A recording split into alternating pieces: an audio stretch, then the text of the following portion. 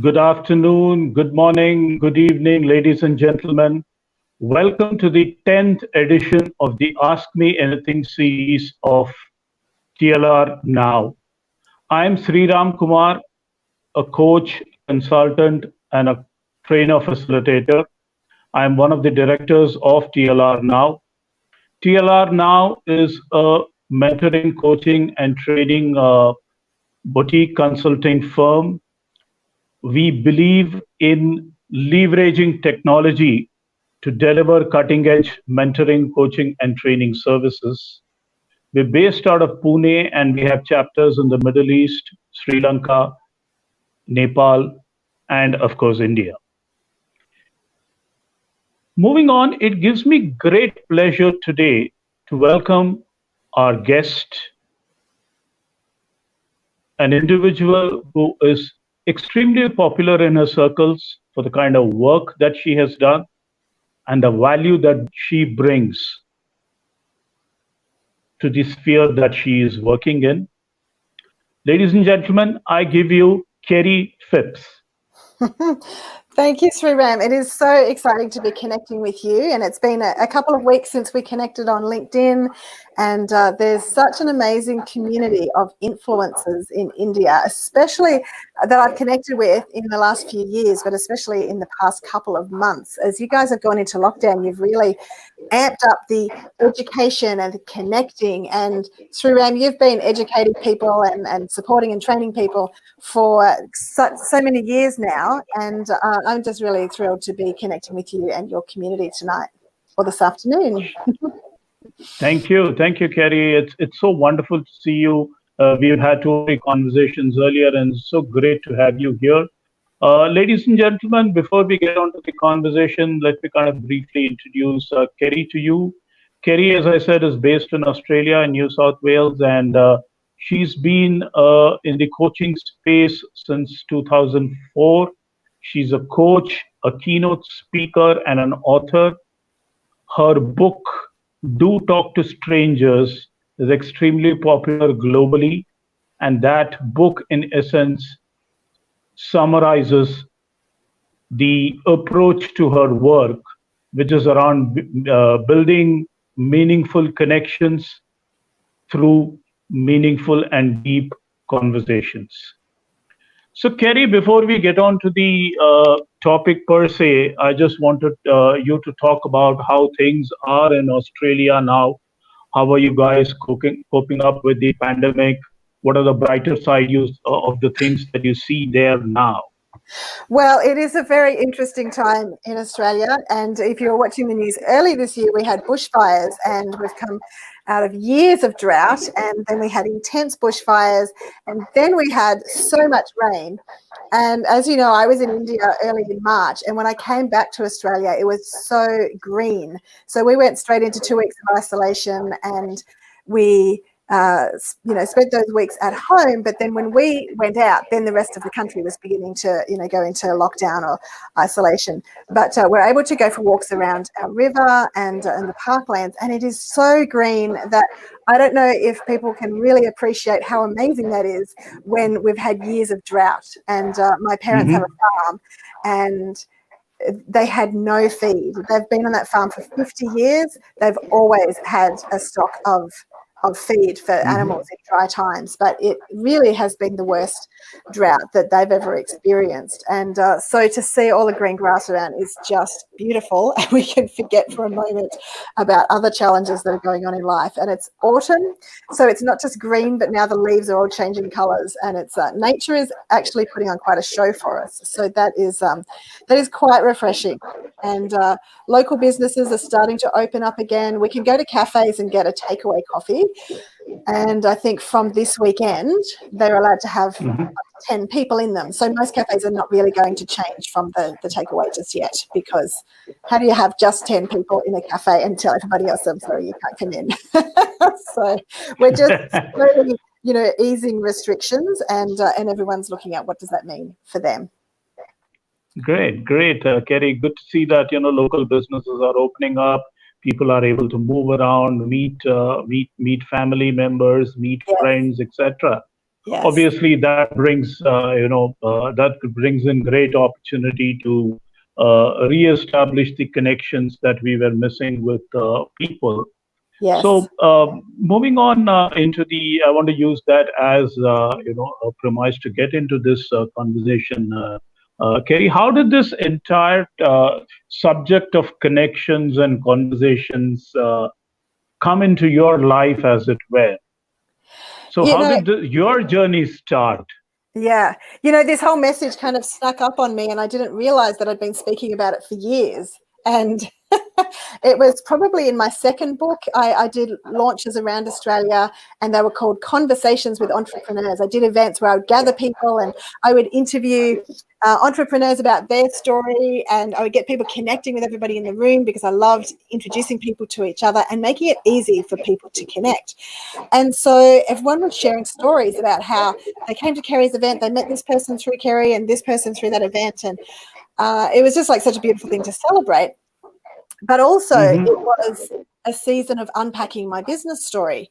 And the book is about entrepreneurship in regional Australia. So growing up in the country and Hmm. thinking to myself, I'm just a country girl. And Okay. maybe some people think I'm just an Indian girl, or just I'm a young Indian boy and I don't have huge aspirations for myself, or I might have huge aspirations but I think I couldn't do it because I'm just from this region.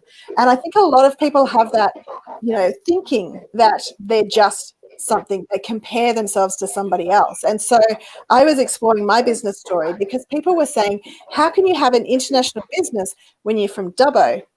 And that just really says something about their perception of Dubbo or their perception of the country. They think that you can't have an international Hmm. business if you're from a country town. They think that you must be from a city to be educated enough or to be clever enough somehow or connected enough. But country people are so resilient and so creative. And, when hard times hit, that's when we get creative. And we're seeing that now. And we're told that we can't connect with people. We have to do social distancing, although our government has now changed the language to physical distancing, which is great. But when we are told we can't do something, then we find ways of doing that. And so people are Okay. finding ways of connecting. I was finding ways of connecting with people all over the world. And because of my connection in the coaching community, it wasn't long before I was Hmm. mentoring other coaches and coaching people in other countries because we had the internet even back in 2004. We had the airport 5 minutes from home and we had the internet. So it was just this continuing journey of unpacking the stories and people asking, but Hmm. how did you connect with that person and that not be weird? How did you get to the point of swapping business cards when you just met someone on a train for 5 minutes? And so I had to really go inside and think about, what was I thinking? When somebody says, what were you thinking? You're like, oh, I don't know. What was I supposed to be thinking? But I really started to unpack what is going on in those moments of connection, those moments of decision where we could Hmm.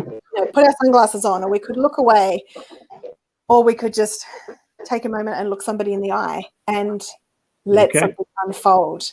Yeah. So it took 2.5 years to write the Do Talk to Strangers book because, one, it was a struggle for me personally because I was putting so much of my heart into it and it was quite vulnerable. Hmm. The other thing that was challenging is that I kept meeting people and that gave me more stories to add to the book. So it was like experience that I was living and living and living. And then it's like, okay, we've just got to get this finished. And I met people even in the 6 months leading up to finishing the book that Uh, really that, accelerated my thinking yeah, and helped me put it into a yeah. That framework. Yeah, that was pretty insightful, Kerry. I just want to, kind of moving ahead. I Yeah. remember this line from your book where you said that we are all wired to connect as humans. Yes. It's a very simple sentence, but I felt it was pretty deep and profound. And I do agree with you that we are all wired to connect. But at Yeah. the same time, we find it extremely difficult to uh, make connections or build connections and even deepen them. Yeah. Where do you think this contradiction comes in? Well, we constantly have, like, the phrase, wired to connect is from neuroscience. We're talking about how our brains are wired, and we connect or we disconnect, based on what's going on in our brain. So we've lost through Ram for a moment, but hopefully everybody else is, live and with me. So I'll just continue on.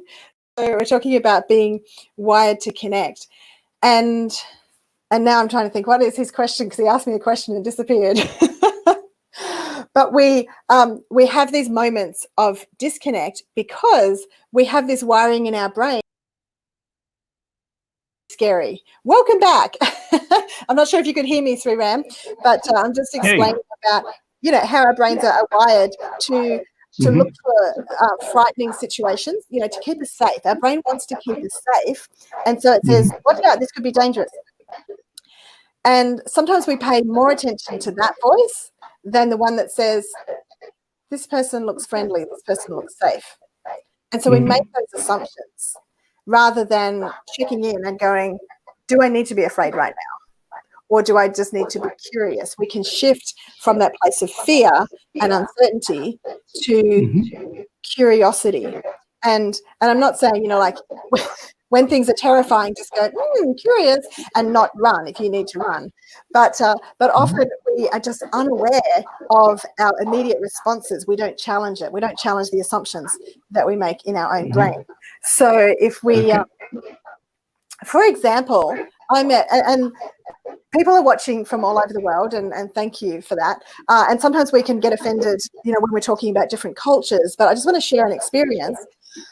So because when we first start to engage with people from other cultures, we might be fearful because they're different. And I met this really lovely man on a train in Sydney. He was very, very tall, and he was very, very dark African. And I didn't know anyone like him. And so there was this moment of apprehension, and I think he's coming to sit next to me. And I looked at him, there was nowhere else for him to sit, and I had luggage. And so and I was talking to my husband on the phone at the time, and I said, I'll call you back. So I put the phone down, and I said to this gentleman, I'm happy to share this space, but I didn't know where to put my luggage. So he kind of stacked up my luggage, and I thought he was going to sit kind of opposite. I had 4 seats, like a little group of 4 seats, and the others were empty, well, covered in my bags. And so he put his books down as he adjusted my luggage, and I saw the cover of his book, and I thought, oh, that's amazing. There's Barack Obama and Martin Luther King Jr. And it was Martin Luther King Jr. Day. I Have a Dream. It was the 50 years anniversary of his I Have a Dream speech. And I commented on that. Now, this gentleman was so excited that I recognized the book, that I knew that about that day. And because he was so excited, he sat down right beside me, and he was like leaning in, and his face was like this close to mine. And I was like, I felt this inclination to pull back.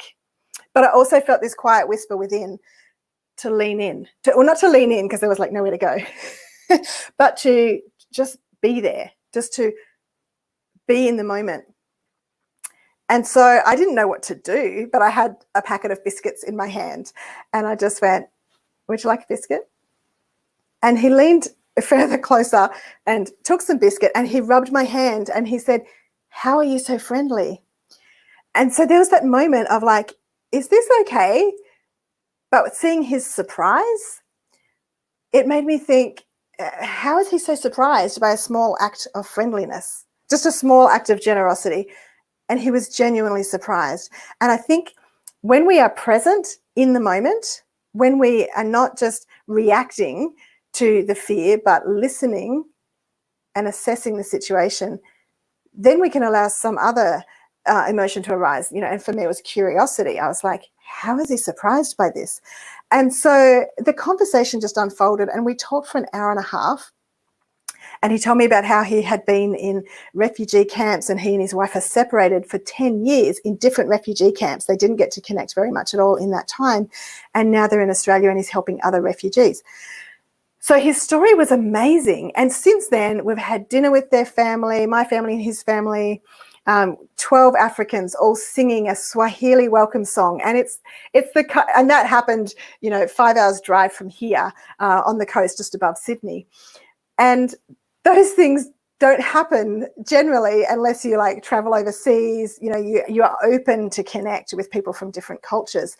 And so I have so many moments like that where I've thought, oh, I don't know about this person, but I've just waited for a moment, and then all kinds of things can happen.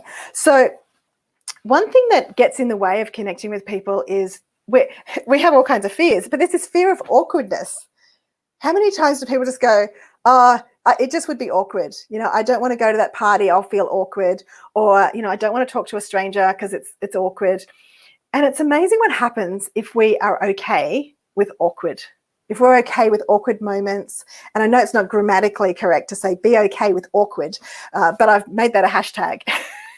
So what if we be okay with awkward?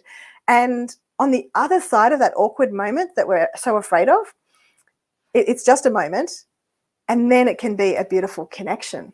So, you know, it's a little awkward not knowing if Shriram can hear me or not, but that's okay. It's better to, here, I think he's coming back in now. But it's okay to have an awkward moments are just part of life, aren't they, Shriram? Hey, Kerrie. I mean, you were talking of awkward moments, and both of us have had enough and more of it now. Yeah. So my apologies. I just keep going back and forth. Oh, that's okay. Please carry on, girl. Please carry on, Kerrie. So somehow we have this perception that we should be altogether, you know, perfect and you know, not have Wi-Fi dropouts or, you know, not say anything out of place or not spill a drink or not drop a train ticket. But these things happen. It's life. And when we're okay with that, then we can help other people be okay with it too. And sometimes I've found that even just by addressing it, just by naming it and saying, excuse me, I feel awkward, but I just wanted to ask you, you know, where did you get that, you know, that device, that bag, that something? And people are often really happy to share. And if you say, oh, excuse me, I feel awkward, what does the other person want to do? They want to rescue you from that moment, don't they? They're like, oh, no, it's fine, it's fine. So we need to like let go of that fear of awkwardness, fear of, you know, not being all polished and perfect, and just start engaging with the world. Interesting, Kerrie. I mean, you spoke about awkwardness. You spoke about a lack of, you know, confidence. There were so many emotions that one goes through when one embarks on this journey of connection. Yes. So would it be right if I say that the first step would be connecting with oneself? Absolutely. Yes. And okay. In fact, let's take a little look at what goes on inside. You know, I talked about the wiring of the brain, but let's have a look. And we'll use Dr. Daniel Siegel's hand model of the brain. So if you hold up your thumb and then tuck your fingers over the top. So this is like just a model of the brain. So it looks like this. Here we have our prefrontal cortex. So this is where we do our focused thinking, our decision making, and this is where we do our work. And you know what? It gets very fatigued. So if anyone is feeling exhausted from so many Zoom calls and, you know, so much mental work during the day, it's because this is hard at work and it's actually not designed to be focused all day. So one thing that you can do to just lighten it up is, you know, have a laugh about something, have a drink, go for a walk, but just let your brain drift, go somewhere else for a moment. So that's just a little bonus, a little COVID-19 bonus. You know, mentally fatigued. I think sometimes we can be hard on ourselves because we, you know, I do a lot of work with teachers and students, and, you know, often the teachers will say, I can be so composed and work with my class all day and I'm patient and kind. And then I walk in my house and my kids are, you know, playing and just being excited or just being a bit whatever, not doing their homework, and I just lose it. And it's like, of course, because you've been trying to focus all day and now you come home and it just, you're at the end of yourself. So if you can take some time and notice what's going on in here, then you can bring your prefrontal cortex back online, your focused thinking, bring it back online, but be kind to yourself too. So in here, we have the amygdala, the emotional center of the brain. So that's where all of these things are going on that you're talking about through RAM. It's the, you know, feeling awkward, feeling afraid, feeling uncertain, feeling like less important than somebody else, or or feeling that other people judge us like that. There's all of these conversations going on that are like emotionally driven. And so if we notice what is going on in here, we can actually have a conversation with it and put that to the side. You know, like my moment on the train where I was like, I don't know anyone like him. I don't know. He's very tall. He's very, you know, dark. I don't know where he's from. Do I be scared? What if I actually just be welcoming? I take that moment and then I find an amazing friend. So it's good to notice this and just go, okay, I'm apprehensive, but I'm going to put that aside because, like, I'm in a public place. I'm sure I'm going to be okay. So when we notice what's going on here, we can manage it, because what happens is that when there is like a threat response, because as I said earlier in the call, like our brains are looking out for a threat. They're looking out, you know, for what is scary because it's keeping us safe. So we can say thank you. Thank you to our brain for trying to keep us safe. But when it fires, we have like a moment of decision to just go, okay, I'm going to choose curiosity instead, or I'm just going to pause. But otherwise, Dr. Siegel calls it flipping the lid. You know, so you respond to that emotional response, the emotional the threat, and you just go and react with, you know, anger or fear or whatever it is. But if we can just recognize it, go, okay, I feel a little uncertain. It's going to give myself a moment, bring that back online. Then I can make a better decision. And down the back here, we have, like down the back of our head, we have like where we literally file our memories. So when we're sleeping at night, which is super important, I hope everyone's getting good sleep.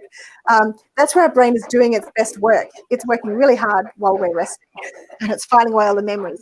You know, when you see somebody and you haven't seen them for a long time, and you think, oh, what's their name? What's their name? And you literally feel like you're reaching back. Yeah. Sure. What is there back in my brain? What's their name? What's their name? And again, with that, this is like a little aside, but helpful. If you notice that, you're starting to get anxious about their name. You want to get their name right. And so then you're flipping the lid. But if you can just go, can't think of their name, okay, let that go. And I might just go, how are you? It's so good to see you. Because I've let it go, I've let the pressure go, then I engage in conversation. And then your name comes to me and I just go, Sriram, thank you so much for your time. It was great to talk to you today. And then you walk away going, oh, yeah, she does know my name.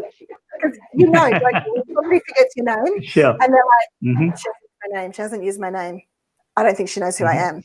And so either that doesn't come to you. And I've said this to people, I'm sorry. I know. Like, of course, we know each other. But your name just disappeared as soon as I saw you.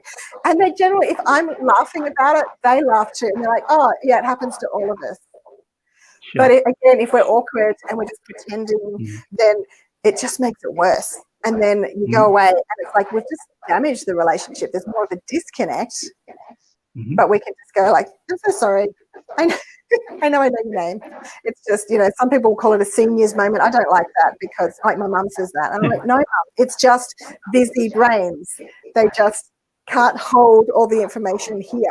So let go of all the business and just be present. So it comes back to having that conversation with yourself, noticing what's going on for me. Maybe I'm just too rushed and busy to pay attention to people's names. And when you meet somebody, a lot of people will be introduced and I'll say, hi, I'm Kerrie. And they're like, oh, I'm hopeless at remembering names. And so immediately they're letting themselves off the hook and just not trying. And we feel that, don't we? When somebody just says, like, like saying, don't tell me your name because I'm not going to remember it. And sometimes people actually say that. Like, that can create a disconnect. But if I, you know, ask, so is it Sriram? Or you have a sound of an SH, you know, which I don't see when I see your name. So I don't say Sriram, but then when I hear your colleague introduce you, I'm, oh, Sriram. And so I want to get your name right because that means something to you. You know, Dale Carnegie said, you know, probably in the 1940s. I've got one of his old books here, actually, from 1950. It was my grandfather's book. He said, a person's name is the sweetest sound that they can hear. Sure. And we feel it, don't we? When somebody calls out to us and, you know, or you walk into a cafe and they say, oh, Sriram, do you want your usual? And, you know, when someone walks in and says, you know, oh, Jenny, this is my sister-in-law last week. Jenny, long, caramel latte, half a sugar, the exact order. And she's like, she remembers me. Yeah, It really matters, it and that builds connection for the little things. If we pay attention to the little things, then that is a powerful connector. And so listening to yourself, pay attention to the little things, because those little things that are going on, it could be your amygdala might be saying, they're not looking at you, they're looking away, they look a little bit dangerous. Like, maybe we need to pay attention to that. sure. Or we listen to ourselves and we go, I think I'm just scared because I haven't talked to somebody from that culture before. But what if I just decide to be curious? What if I decide just to say hi? Sometimes we encounter people that we don't even know if we speak language, but just a smile and a little hello can open up amazing doors of opportunity, which is what I've discovered in so many places. Right. I think that's pretty interesting, Kerrie. I think the essence I take back is one needs to wear the hat of spotting an opportunity, spotting a possibility, maybe having a curious mind, Yes. maybe sometimes a bit adventurous too, to be able to initiate that conversation. Yes. That's pretty interesting. I'm so happy you shared that entire framework vis-a-vis the brain. Now we kind of it's helped our audience understand what happens at that particular moment when we are in this moment where it is very easy to go away, but that really doesn't pay off. Thanks so much for that. You're welcome. And there's so many different ways to look at it. One of my clients, I was coaching her around when she first came to work with me. Well, I haven't met her face to face. She lives in remote Queensland on a big farm, but she connected with me on the phone to discuss coaching around organising the office and the farm business and her creative, her classes. But she said there's something else that she wanted to do, and she couldn't put a finger on it immediately. And so the first session we just left that goal a little bit unclear but inspiring. And so next session, she said, I'm still a bit stuck, I'm not sure what it is. And then she realized I must have just asked her some questions to help her sort of unpack what was going on in here. And then she just went, it's a book. I want to write a book. And I was like, okay, how long have you been, has that been, in your thinking before, or is this a new thought today? And she's like, I think I've always wanted to write a book, but it's been buried under like all of these, I can't do that and I'm too busy, and, just assuming that people like me don't write books. We make assumptions about ourselves, which is crazy. But then she called me later that day. Actually, she sent me a text message, and it was hilarious because she told me that the voice of fear in her head, she gave it a name, and that name was Muriel. And I don't know why, but she just picked the name Muriel. And said Muriel was running around screaming, no, don't do it, stay small. And she said, and I said, not today, Muriel, I'm writing this book. And I just thought, that is amazing. That's such a great way of noticing the conversation in the head and just going, yep, there's part of me that is screaming at me to stay small and not share anything of my heart with the world. But there's this other part of me that's going, you know what? I'm just going to be brave and I'm going to do it. And so we need to be hearing that voice inside, because we are surrounded by everybody else's voices, aren't we? There's and at the moment there is every kind of learning available online, but we need that's true. To ourselves. And okay, what do I need to learn? And what is my body saying to me? I was very, very sick about 17 years ago. I was working ridiculous hours. I was on call 24/7, 7 days a week. For 7 years, I didn't have more than a week off. And it was just really unsustainable. And I got to the point where I couldn't think, I couldn't function. And a psychologist friend of mine that he lives somewhere else, but when he saw me, he pulled me up. He said, you need to stop because you're going to end up in hospital for a very long time. And I was like, oh, I'm sure it's not that bad. I'll just try and get a few things off the schedule. But then there was that day where I just literally could not get off the lounge, and I couldn't speak. I couldn't put a sentence together because my brain just locked up. And he used this phrase. He said, "I need to learn to listen to my body." I didn't know what he meant. Sure. It's like now I think we hear phrases like that, but back in 2002, 2003, it's like, what does that even mean? Listen to my body. And as I did, I realized that tension had just been wound up in my body for so long, and I just was putting that on hold to just push through and just help other people and just, keep saying yes to helping people and not looking at like, what do I need and what does my body need and what does my relationship at home need? It was, really quite a wake-up call to learn to tune in, listen to my body. So, I would want to encourage anyone to take time out from technology, because we have these with us all the time, don't we?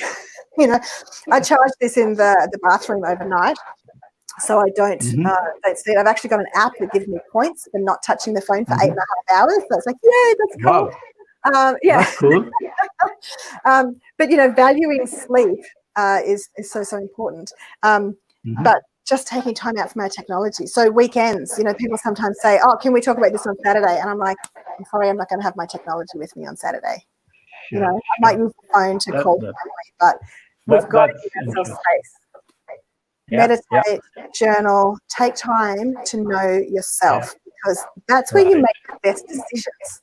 Whether it's the decision to say hello and engage with somebody, or whether it's a decision to study something that you actually really want to study, not something that you just have assumed that you will study because your family all studied that. Sure. Yeah, that's very interesting. Is there? Yeah. That's very interesting, Kerrie. I mean, the ability to have time for ourselves, to be able to talk to ourselves, that puts us in a much calmer frame of mind to be able to establish connection with the others. Yes. Moving on, I just wanted you to talk to us a bit about the asking framework, which is one of the most compelling things in your book. So maybe if you can just talk to us about the asking framework, how does it work? And how does one put this into practice in a simple way? How do we build a discipline around it so that it becomes part of our routine, so to speak? Sure, great question. And I actually made this up for a conference several years ago. It was the HR Summit in Singapore, and I put little questions on the back, and it was about how to make the most of your summit experience, because you go to a conference and even an online conference, and how do you make the most of those experiences? So A is for awareness. So we've talked about curiosity, which is just it encapsulates the whole asking model. Asking is a word about curiosity, but also this acronym. Awareness, it's that self-awareness and awareness of others. So when I go to connect with somebody, and maybe at the moment it's connecting with somebody online, and we need to take a moment and think, do I feel nervous? Because I'm going to connect with somebody who, has done all this study I haven't done. They maybe we think that they're more educated or somehow more important than us, and so we feel inadequate, and we're like, oh, I don't know, and we get so nervous. So notice that. Am I nervous? Let it go. Choose your purpose in connecting. So if I'm letting go of nervousness, I can't just empty my brain and go, not nervous. I need to take something else with me. So maybe letting go of nervousness, I will pick up curiosity. I'll pick up respect, gratitude. So maybe I want to connect with gratitude and say, thank you so much for hosting this call today. I would love to know where I can learn more, for example. So noticing that awareness of yourself, letting go of, and maybe it's an agenda, and we can talk about that more later. But what is it that's got me a bit anxious? Maybe I feel like I need to connect with you because I need you to introduce me to somebody important, and so I get all wound up with the nervousness and the agenda. So let it go and just come with curiosity and gratitude. So then awareness of others. So maybe it's like a moment for empathy and a moment for understanding. How might others be feeling? Maybe others are uncertain about how to connect. Maybe others are struggling. And I think a great question at the moment is how are you going with all this? rather than, Yeah. I see a lot of connections online where somebody will send a request on LinkedIn and then I'll accept because I see, they're friends with Saram. Okay, that's great. So I'm like, hey, thanks for connecting here. And then they say, here's my podcast and my book. And I'm like, I don't need more information. Let's just connect. Let's see where that goes rather than try and sell something. Sure. So I think in terms of being aware of others, a great framework to have is how can I serve? How can I support? But how can I be others focused? How can I make today brighter for somebody else? So maybe it's about making someone else more included. Maybe it's about just putting a smile on someone's face. But that is a far more powerful way of connecting with that kind of awareness of self and others. It's curiosity. It's seeing where will this relationship go? Where will this connection go? Rather than I'm going to sell something to this person. Because you don't know that the person you're trying to sell to, might be closing their doors because they're not in a position to buy, but they could actually be somebody who has got an answer for you.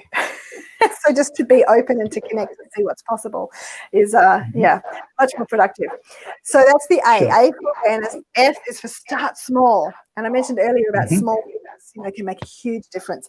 So the small thing might be, in an online space, it might be a smiley face and it might be like a little comment that says something about my noticing you. So I might comment, I really liked your post that you did today. It was very insightful.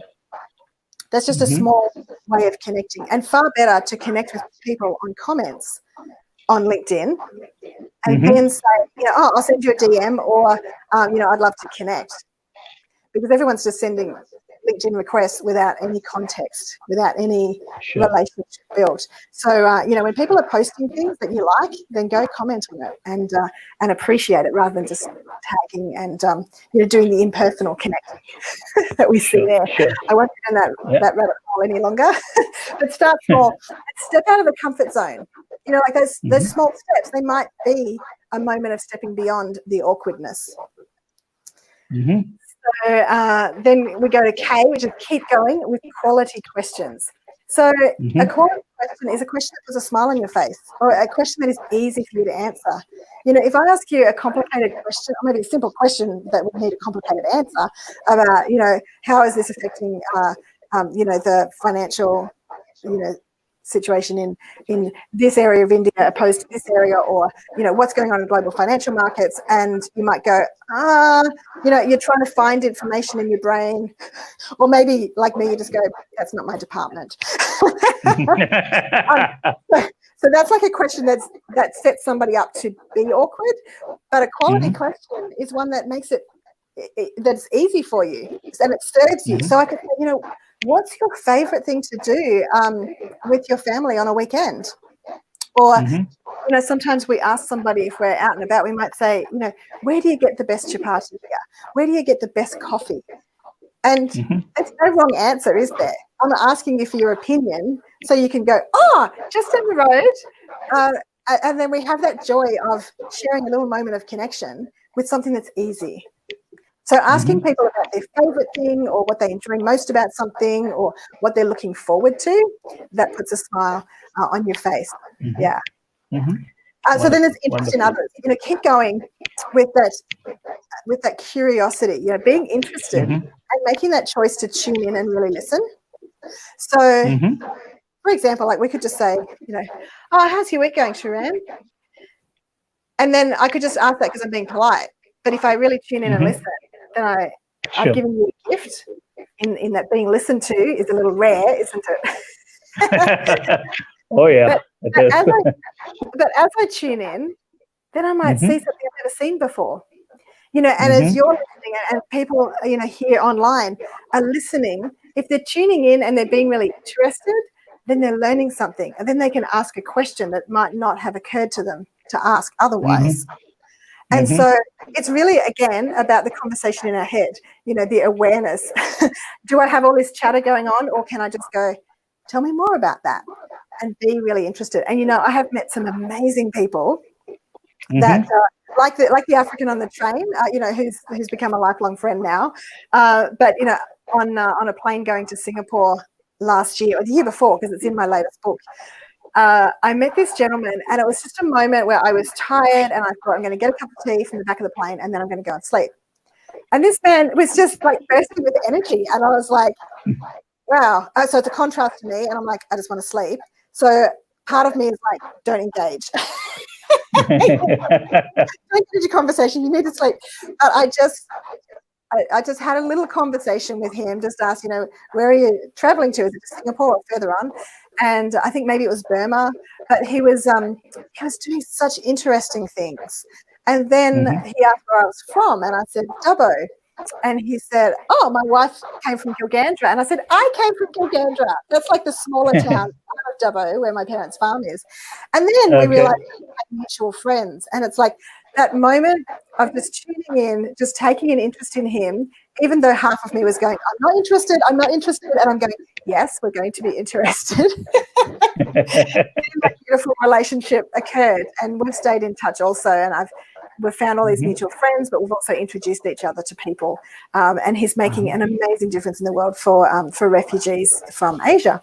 Okay. So, yeah, very, very cool. I connect with, I just seem to have a beacon, I think, for difference makers. I connect with people who are doing beautiful work in the world. And so then I want to introduce them to other people who are doing great work too.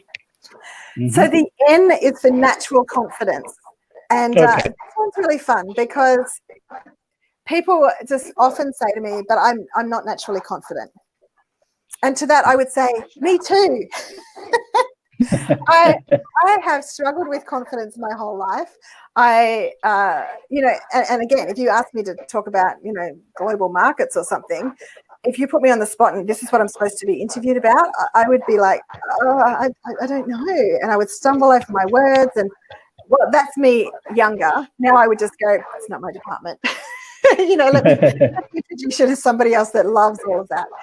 So natural confidence is like tapping into you being yourself and discussing things that you put a smile on your face, like positive things. I was talking to a friend when I was writing the book, and I was talking about natural confidence, and he said, but I'm not naturally confident. I don't have natural confidence. And I said, but you do, because I witnessed you talking to this person on the weekend, and he's not known for his social skills, but you guys seem to be having a great time. And he said, oh, yeah, that's because, like I'm learning Spanish and he's learning Spanish and, and the chess club, we're talking about chess. And I went, exactly. You were talking about stuff that you know. So you didn't have to pretend. You didn't have to sound impressive. You just were sharing who you are. And so if we can be authentic, if we can just come from that place of this is me, this is what I'm interested in, and maybe this is things that I'd like to learn more about, and be okay with not knowing. If I tried to compare myself to you through RAM, I would, look at all your credentials and your experience, and just that would decrease my confidence.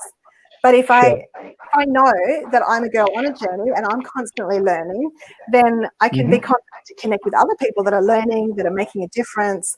I love connecting with other people who are lifelong learners because there's no pretense. If people, kind of behaving like they've arrived, then they're putting walls up. And they're not so easy to so if we can all be more natural, then we connect confidently. And the G is for gratitude, and gratitude is a powerful connector. And I'm sure you've seen this. Sometimes, maybe you're leaving a restaurant, not at the moment, but you would have memories of leaving a restaurant and you say, thank you so much for your service to somebody. And they light up. They're like, oh, you noticed. Right. And then you have a connection. If you go back to that place, you're going to be, the first one to look after you and make sure that you've got your water as soon as you sit down. And they want to serve you and support you because you've made a connection that other people haven't. And the gratitude is just good for us. So it's good for our relationship with ourselves also. So if we can be, just looking at what am I grateful for, if we're noticing, back to, the conversation in our head, if we're noticing that, there's a lot of fear and anxiety and uncertainty, and we talked about this before we started recording tonight, what do we do with that fear? If we can go, okay, I am really uncertain about the world right now. There are things going on that I am afraid of. Like, let's be honest about that. You're very aware of that, but are you aware of the beautiful moments? And I love that you asked me about, what's great in Australia right now. And I think there's such an appreciation for nature that we haven't had before. Mm-hmm. But that gratitude, it lifts you, and it lifts Mm-hmm. others around you too. So it's really a key part of connecting with ourselves and with others. Wonderful, wonderful. Thanks, Kerrie. That framework makes a lot more sense now. I read about it, I reflected about it, but actually hearing from you, it makes more sense now, and I feel a lot more connected to it.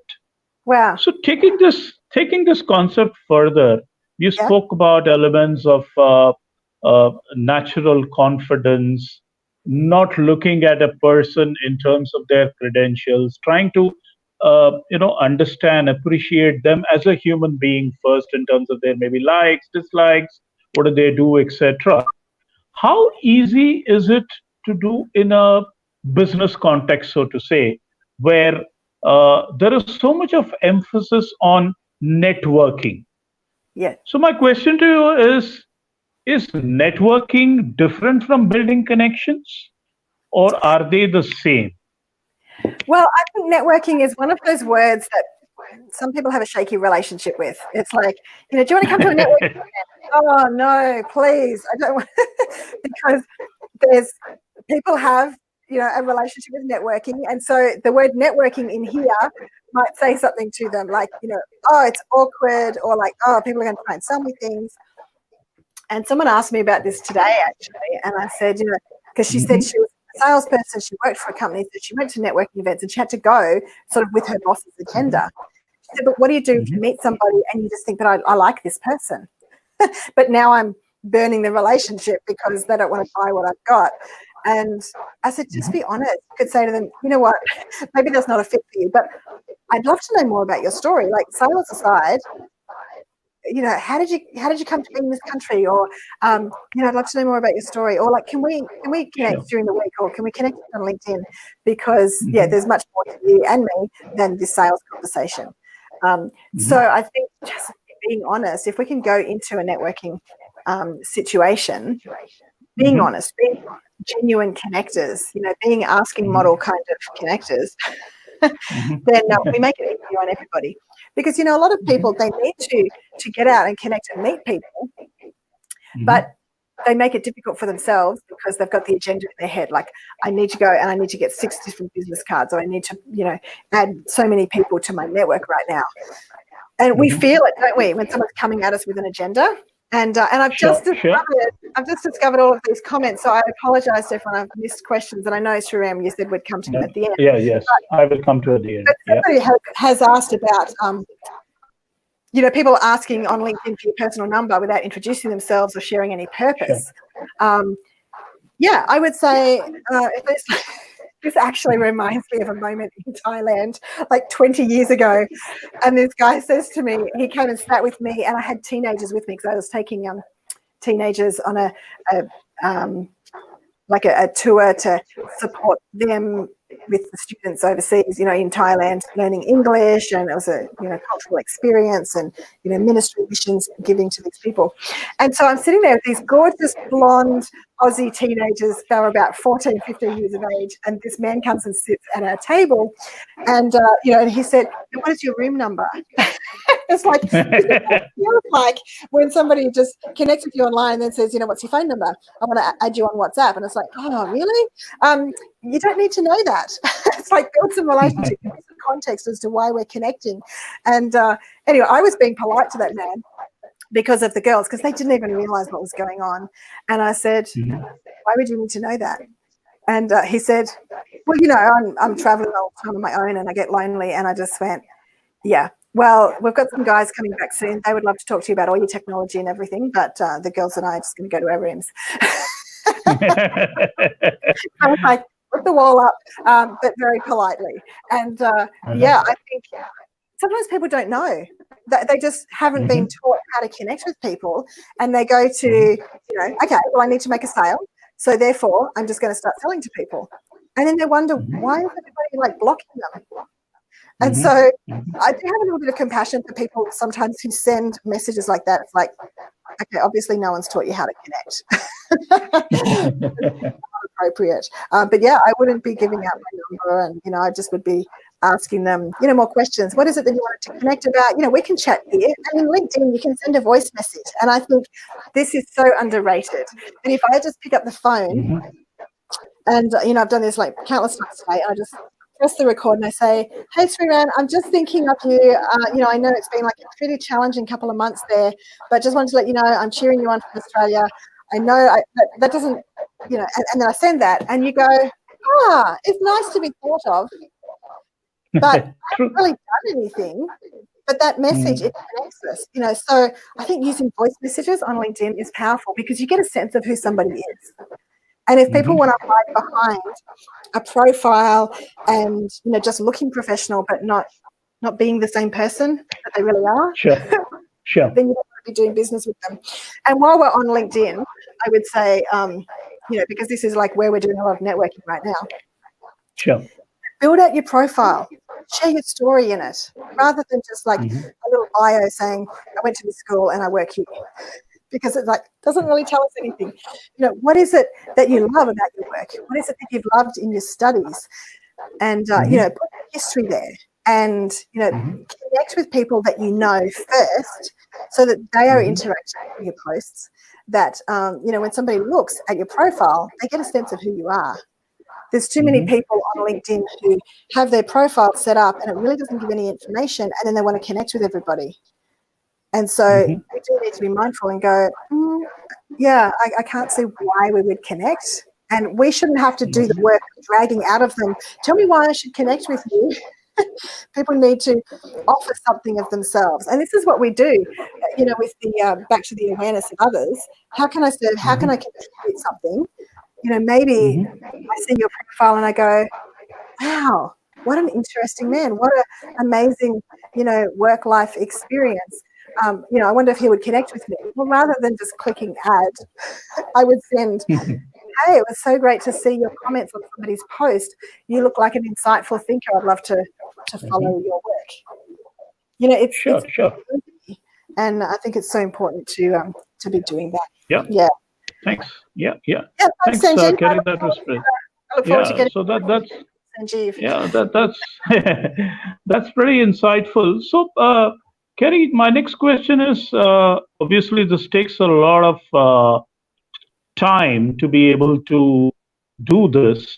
Okay, which brings me to the point that most people that I talk to about networking or connecting say that I just don't have the time.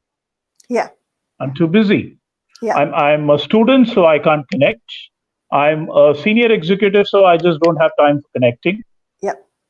I have a lot of time at my disposal, so I don't want to connect because I want to use it for myself.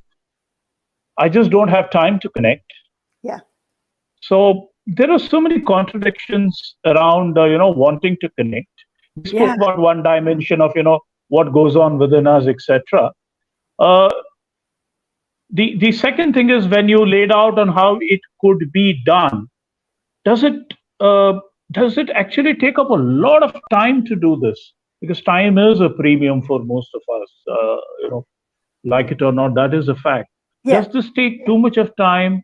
Or what do you think are the kind of distractions that could come up when we embark on this journey that we need to be careful about?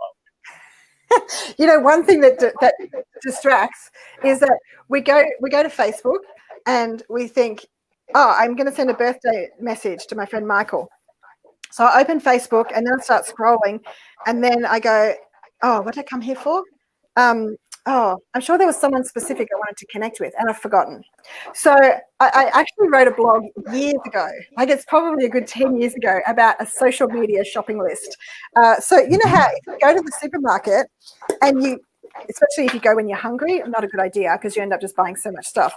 But if you go with a little notebook or on your phone, you might have your shopping list. If you do this before you go on social media, the people that you want to connect with, just write down the things that you want to do. I want to post this article. I want to send these birthday messages. So you've got it there. And when you get lost in scrolling, you can go, that's right. That's what I'm here for. I think we get lost in articles and videos and, funny cats and all of those things.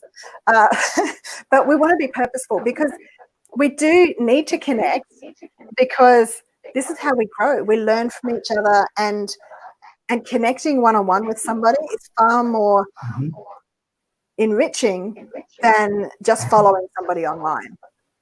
So maybe we can't connect with the person that we're following because maybe they just get thousands of messages, but we can connect with their followers and say, hey, I noticed that you were commenting on that post and I thought that was really clever or really insightful or whatever it is.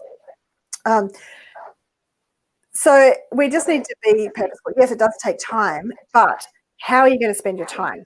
So I was speaking with someone recently who said that she launched a podcast, which is awesome, and she went through her 1,000 and something LinkedIn networks, connections, and she individually sent a message to 700 people. And said, copied and pasted, but like, hi, I've just launched a podcast. I thought you might be interested. So she went copied and pasted all of that, all the way through 700 and something people. She said she got 16 replies, people saying, oh, thanks for letting me know, I'll check it out. And I said, oh, wow. And she said, oh, wow, that it was only 16. Or I said, wow, that you sent that many messages. That's and she said, oh, I did it over the week. And but then she just said hi. And I went, yeah, if you just took a moment to add their name. Hi, yeah. Then I go, hi, Kerrie. I go, oh, she sent me a message. I got one today that said, hi, friend. So clearly he's just copied and pasted it to all his friends. So I didn't even look at it for 24 hours. When I did open it, he's just inviting me to a webinar. There's a lot of webinars on right now. But if he said, hi, Kerrie, I thought you'd be interested in this, then it kind of gives me the responsibility to engage with and go, oh, he sent this to me. Oh, no, sorry, Friday night, I can't do that. And the same with, while we're on this, tagging. Let's not tag everybody to make them look at our post. Like if I'm tagged in a post, I think, oh, because it's relevant. You tagged me in the post to say this event's coming up, and I'm like, oh, fantastic, now I can go and share it. Excuse me a moment. Sure. But when we get tagged in so many posts, along with 50 other people, then we realize, oh, they're not actually connecting with me personally. They might say, I'd love your opinion, name, and we're like, they're not going to miss me if I don't respond. And let's keep it real. And and I said to my husband, I think I need to do birthday messages with voice messages, because I literally have at least 10 birthdays a day. That's just on Facebook. That's not family members who are not on social media. That's not like all the LinkedIn birthdays and congratulations for all these events. And it's like, we literally can't do all of it, but we need to do the stuff that lights us up. So maybe I look at all the birthdays and I just think, oh, it's Michael's birthday. I need to send a message. Go with where the energy is. True. As you look at a whole lot of names, sometimes they pop out and you just think, I have been thinking of them actually. So you send them a message and say, hey, I've been thinking of you. Today I sent a message to someone in Dubai. And I've been thinking of him for weeks. And like when you mentioned this, I said, oh, there's someone in Dubai I want to invite. So the last couple of weeks has just gone by so fast. And so, yeah, the truth is I have been thinking of him, but also I wanted to invite him to this event. If I just said, hi, I'm on an event tonight, do you want to come? I already felt a bit bad about it being short notice. But it's like, let's be honest. Sure. I'm thinking of you. Yeah, so let's just be real and make the time for it, and I think we need to make the time to connect whether we get anything out of it or not. Whether we because if we just go in with an agenda, people feel it. But if we go in with openness, with curiosity, like, hey, let's connect. And I've actually been giving people who've connected on LinkedIn recently, depending on their message. I've said, hey, book a time in my calendar if you like. Like, let's just have a 15-minute chat. Sure. And I've had some extraordinary conversations. And they're like, what? You gave me a calendar link? And I'm like, yeah, because I thought, let's have a chat. And we can. Oh yeah, you did that to me. You did that to me. Yeah. You sent me. Yeah, you did that to me. Yes. That's interesting. It used to be a funny thing. People would get offended, but I'm actually giving you my calendar so you can look at it, see it in your time zone, and go, this works for me. Hey, Kerrie, can we talk at this time? Sure, there it is, in my calendar, in my time zone, in your calendar, in your time zone. And it's like, clearly we can't do that all the time. But if I can allocate time to connect with people, then maybe I can support them by, and I want to recommend a book now, but sometimes it's just a quick chat. It's like, how are you going? What's going on for you right now? And someone might say, like, I need to fix my LinkedIn, because I heard this webinar where Kerrie and Sriram were talking about LinkedIn. And so I would go, check out this book from my friend, Andrea. She's actually put her book for free on LinkedIn about how to, make an all-star profile on LinkedIn. And it's such a useful resource. So I'm happy to share that like in comments or something like that. Yeah, that'll be great. Yeah. So just make the time and just see what comes out of it. There's one point that comes across from what you said, Kerrie, which is about, yes, you need to spend time, you need to allocate time, and you need to use it judiciously. Yes. Taking that a bit further, one of the challenges that one sees when you try to deepen connections or build connections, especially on social media, is how much is too much? Because does it really matter me having 5,000 connections, 10,000 connections? Or if I need to reach out to a lot, I know there is this whole talk of vanity metrics, etc. But do you think that numbers do matter at some point in time? If yes, when? And do they not matter at all? Is it okay if I have a LinkedIn profile with, say, 300 connections? Do you think I'll still be able to make those genuine connections, reach out to people, and give and do all that stuff? Or, how much is too much in a nutshell? Yeah. Well, and I think it really is an individual thing, because you might have 300 connections on LinkedIn who love what you do, who share what you do, who send you messages and say, that's fantastic. Like, can you also do a webinar on this question? And you're like, oh, yeah, sure. And if it's an engaged 300, perhaps that's more valuable than like 3,000 or 30,000 who are just adding numbers. And when people sometimes people invite me to, be on a webinar like this or a podcast, and they send through this form and they want to know how many people do I have connected on LinkedIn, how many on Facebook, how many. And I think, I'm not a numbers person anyway. Like, mathematics is not my favorite thing, and it's not about the numbers for me. I'm like, so why do you want to know? I think you're going to judge me. Like, do I have enough people in my world? Am I influential enough for you to want to interview me? Or are you going to look at my numbers and go, oh, I thought she would have had thousands more. Yeah, let's not worry about her. We judge people on such superficial things. Sure. So numbers, I think it's more about the quality of the connections than the number of connections. Absolutely. So moving on, Kerrie, we have, I think, we are on the hour, but considering we had some issues with the connection and we started a bit late, I think let's, with your consent, I will take 10 more minutes of your time. We'll take a few questions that we have from the audience. Yes, one of the questions from Rajiv was, how do you judge a person whom you're meeting for the first time? Is it okay to do so? Because there is this thing about not judging people, judging a book by its cover, etc.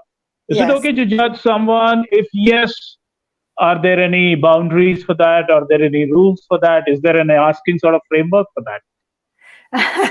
That's a great question. And, I actually connected with Rajiv on LinkedIn because he read my book. So he heard one of my friends speaking about my book, and then he went and bought it from Amazon India. Then somebody else wanted to work with me, and I had already started having conversations with Rajiv. Like, he was just amazing. When we went to India, we flew into Coimbatore. Then, visas were blocked. We came in on an Australian business visa, and that was okay. But 3 days later, India just went, no more. No one else is coming in. And, things started to change. I was being invited to events in Mumbai and Delhi and Kolkata, and they were being cancelled as soon as they were kind of organised, just because of how quickly everything changed. And so Rajiv, in all of his connections, was respectful, grateful, and then there's somebody else who wanted to connect, who wanted me to to do something, but he just told me that this is what I need to do. and I said, I'm going to connect you with Rajiv because I'm already talking to him about this. And then because I just thought, I just don't know. And so I thought Rajiv could be my filter. He can, get a sense of this person also. It's like the, what's that game show where it's like phone a friend? I already knew from the way that Rajiv connected that he's, an honest, authentic connector. He just speaks with the heart and speaks with enthusiasm and respect and gratitude. And so I actually gave this person like more time, but then I had to really listen to myself and go, who is it that I work with? I work with people who are generous of spirit, who are collaborative, and, so you get a sense of people. And I think I'm probably a little slow to say, no, thank you. Whereas other people might be too quick and just go, nope, I'm not working with you, I'm not connecting with you. So it really comes back to paying attention to ourselves. And I know that I can be, probably too gracious and let things go for a bit too long, So and we've got to find the balance, and we've got to find what works for us. And it comes back to, really listening to ourselves. But you get a sense of people. And I know sometimes people are not showing up as authentic because they're nervous. And if that's the case, I want to see what is it that's, that they're holding back. Why is this sense of, you feel it, don't you, when you connect with somebody? And you're like, there's something that's a bit off here.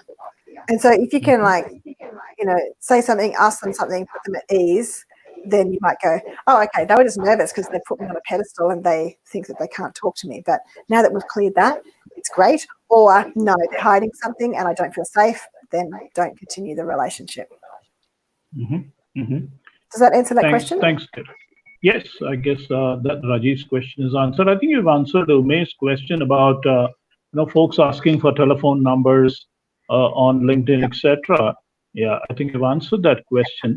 I had one question, Kerrie, before we kind of wind up.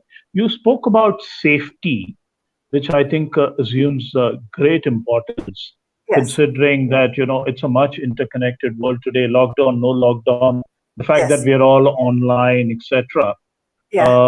There is a tremendous opportunity to make those connections, deepen those connections, give, get, share, learn, etc.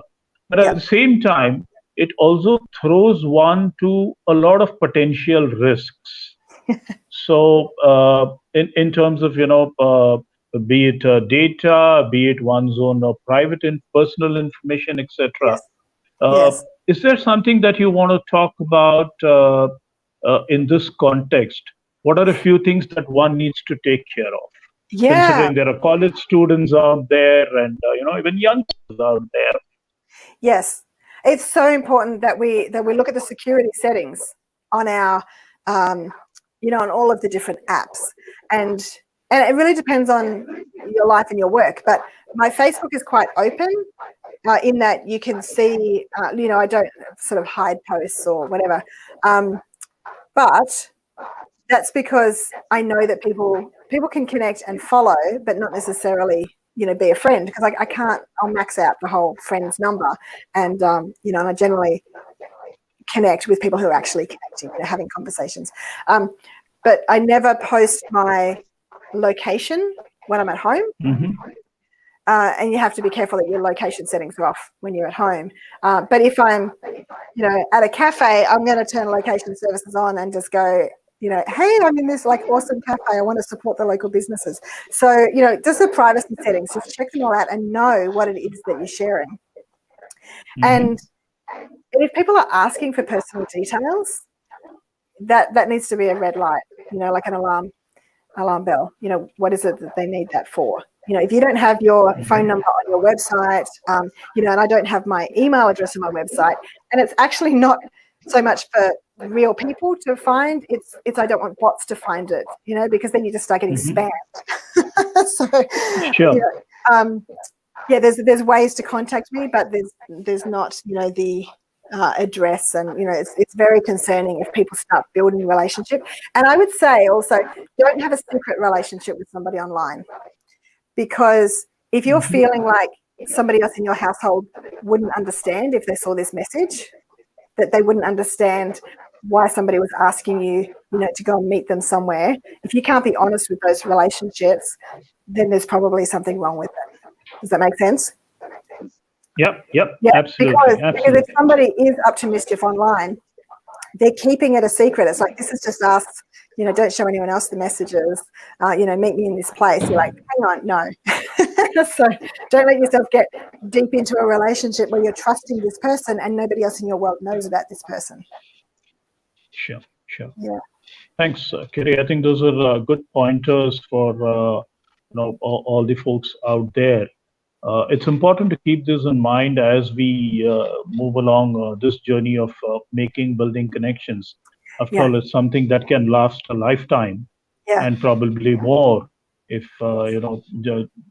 you and I connect, maybe generations ahead also connect. Yes. So Kerrie, to kind of wind up this entire great discussion that we've been having, what is that one message you would want to leave us and the listeners and the viewers with vis-a-vis deepening connections? Yeah, well, I would say connect with confidence. Like, go out and connect with people, like wherever you can. And at the moment, it's just online. But when you can connect, look for opportunities to do so without strings attached, because it's just a world of adventure when you connect. And just back to the security for a moment, just to talk about the offline. We can connect with people. I mean, there's security around, there's, police, or there's security at malls and all the rest of it, like be connecting in safe spaces, but be open to say, good morning, how are you? And if we do connect with people, we are interacting with human beings all the time, whether it's just at the supermarket, you're buying something, rather than just doing the transaction. Look at people in the eye and say, thank you for the service.